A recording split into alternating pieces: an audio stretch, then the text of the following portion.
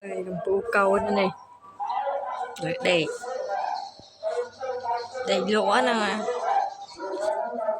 Ở đây số búa ở đây này. Ta chân.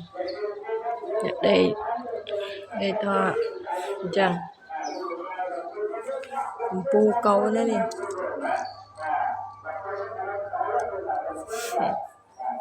Chân á. Cũng bố con khôi nha. Con ba khôi nha. Đây chắc là đầy lúa.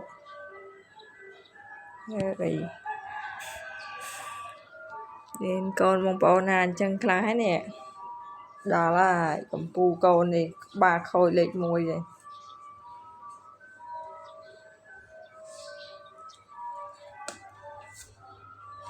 Khôi đông trong tờ vay ấy nè.